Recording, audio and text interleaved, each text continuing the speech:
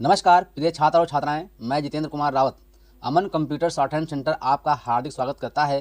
जो छात्र और छात्राएं सिंह प्रणाली शॉर्ट हैंड पूरी किताब पढ़ चुके हैं और उस किताब के मैटर की भी शॉर्ट हैंड डिक्टेशन स्पीड बना चुके हैं और उन्हें अधिक शॉर्ट हैंड डिक्टेशन स्पीड बनानी है तो संपर्क करें, क्योंकि हमने रामधारी गुप्ता की किताब में से 203 पेज डिक्टेशन के लिए हैं, जो प्रत्येक पेज में 400 शब्द हैं, जिनका डिक्टेशन 60, 80, 100 व 120 शब्द प्रति मिनट की स्पीड से 400 व 800 शब्दों पर दिया गया है। जो छात्र व छात्राएं विधिवत रूप से इन मैटरों का होमवर्क करके व्हाट्सएप पर चेक करा के अपनी शॉर्ट हैंड डिक्टेशन स्पीड बढ़ाना चाहते हैं या आउटलाइन प्राप्त करना चाहते हैं या शॉर्ट हैंड पढ़ना चाहते हैं तो संपर्क करें। मोबाइल नंबर 91 98 94 39 41, दूसरा है 700 790 52 75। अतः संपूर्ण पढ़ाई व्हाट्सएप पर वीडियो के माध्यम से कराया जाएगा। धन्यवाद। उपाध्यक्ष महोदय, वित्त मंत्री को देश की आर्थिक स्थिति और निर्धनता के संबंध में जितनी जानकारी प्राप्त होती है उतनी किसी अन्य मंत्री को संभव नहीं होती। बजट बनाते समय वैसे तो बजट में आय व्यय का ब्यौरा होता ही है, लेकिन मूल रूप से देश की आर्थिक नीतियों में किस प्रकार का परिवर्तन हो तथा किस मार्ग पर वो देश को चलाना चाहते हैं, सरकार का लक्ष्य क्या है, इन सब नीतियों का बजट में विवरण होता है। हमारे वित्त मंत्री चाहे जिस पद पर भी रहे हों, चाहे वे मुख्यमंत्री रहे हों या केंद्रीय सरकार में रहे हों, उन्होंने शानदार काम किया। जिस समय उन्होंने बजट प्रस्तुत किया उस समय देश को और विशेष रूप से गरीबों को उनसे बहुत सी आशाएं थी। देश में लगभग 6 लाख गांव हैं, उनमें जो बेकारी, बेरोजगारी है, गरीबी है, उसके संबंध में देश की जनता को उनसे बड़ी आशाएं थी और जनता देखना चाहती थी कि इस अवसर पर सरकारी नीतियों के द्वारा देश को वे क्या मार्गदर्शन देना चाहते हैं। इस दृष्टि से 3 महत्वपूर्ण बातें इस समय देश के सामने थी। देश का आर्थिक विकास तेज़ी से हो, अधिक लोगों को काम मिल सके और मूल्यों में स्थिरता आए। जहाँ तक इन 3 उद्देश्यों का संबंध है, हमने देखा कि उस ओर कुछ प्रयत्न हुए हैं। विशेष रूप से गरीबी हटाओ के संबंध में इस देश में जो चर्चा चल रही है, इस बजट में कुछ सीमा तक उसका उल्लेख मिलता है, क्योंकि जितने भी प्रत्यक्ष कर लगे हैं वे ज़्यादातर धनी लोगों पर और विशेष रूप से शहर के लोगों पर लगाए गए हैं।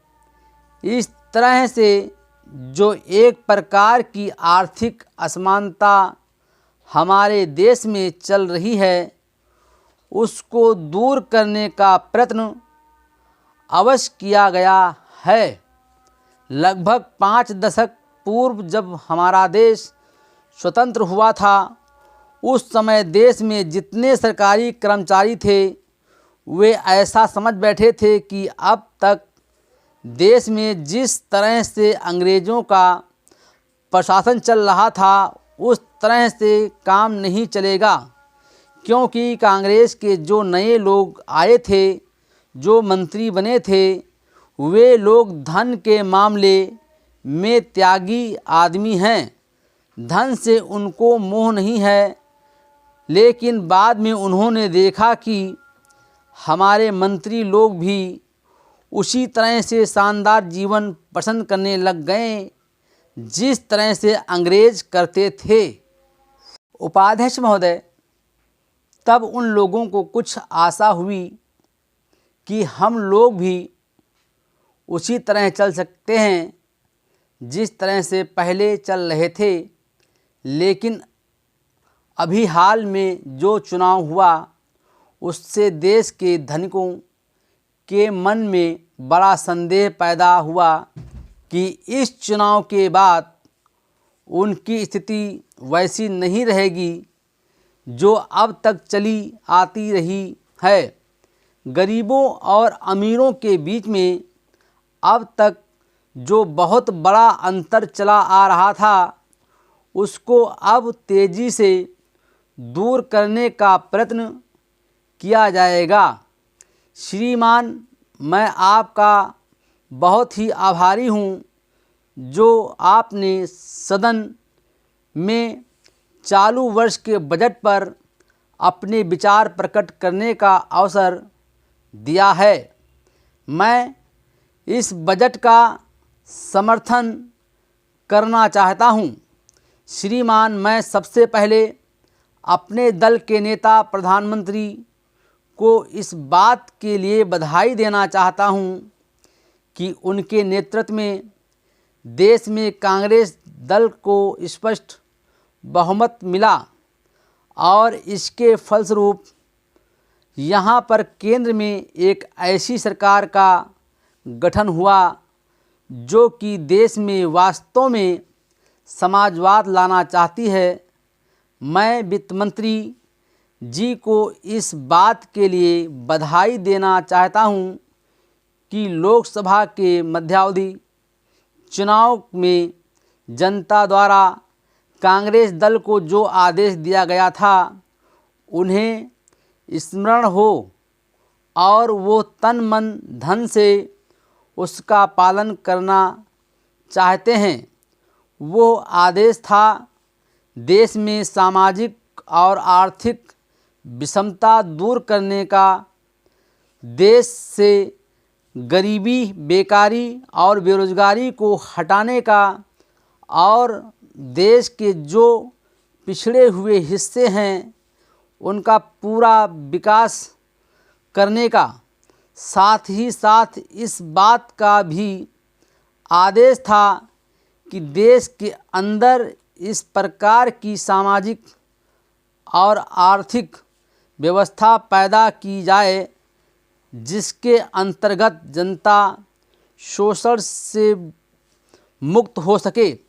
श्रीमान, ये ठीक है कि देश में कृषि के क्षेत्र में उत्पादन में वृद्धि हुई है, परंतु इसके साथ ही साथ ये भी दृष्टि में रखना चाहिए कि लागत में भी पूरी वृद्धि हुई है।